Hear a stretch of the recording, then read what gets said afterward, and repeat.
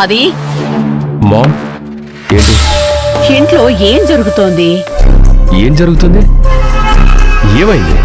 ఏవో మంతనాలు, సీక్రెట్ వ్యవహారాలు జరుగుతున్నట్టుగా నాకనిపిస్తోంది. నాకేం అర్థం కావడం లేదు. ఎవరు చెప్పారు? అన్నీ నువ్వే ఊహించుకుంటే ఎలా? నేను ఊహించుకోలేదు. చారులత చెప్పింది. ఏం చెప్పింది? ఆది డూయింగ్ సీక్రెట్ అని. అంటే ఏంటి అర్థం? నువ్వేదో దాస్తున్నావని. దానికి అర్థమైంది ఒక భాష, అది చెప్పిన భాష ఇంకొకటి, నీకు అర్థమైంది ఇంకా వేరే. ఇంతకీ విషయం చెప్పు.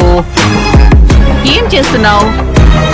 నేను ఒక సీక్రెట్ ఆపరేషన్ చేస్తున్న విషయం నిజం, కానీ అదేమిటన్నది మాత్రం నేను చెప్పను. అదేంట్రా అది? నాకు తెలిసి తీరాలి. నీకు తెలియాల్సిన అవసరం లేదు. ఏ తల్లి కొడుకులైనా ఇలాగుంటారా? నేను ఇలాగే ఉంటాను, నీకు తెలుసు కదా. అది నాకు చాలా టెన్షన్ గా ఉందిరా. ఏం జరుగుతుందోనని యాంగ్జైటీ వచ్చేస్తుంది.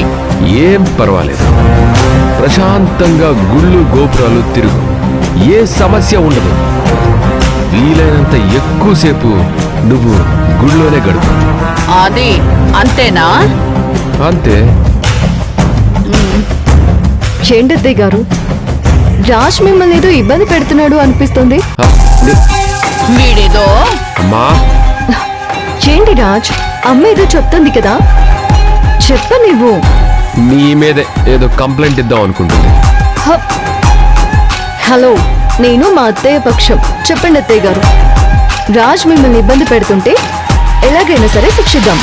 అది అమ్మా, చిన్న పిల్లలా చేయకు, నీకు ఆల్రెడీ చెప్పాను. ఏ విషయం? సైలెంట్ గా ఉండి జరిగేది చూడమని. అవునా, ఏం జరగబోతుంది? ఏది జరిగినా మనకి మంచిదే జరగబోతుంది, అదే చెప్తున్నాను. ఏంటి రాజ్, ఏమైనా ప్లాన్ చేసావా? Any surprise?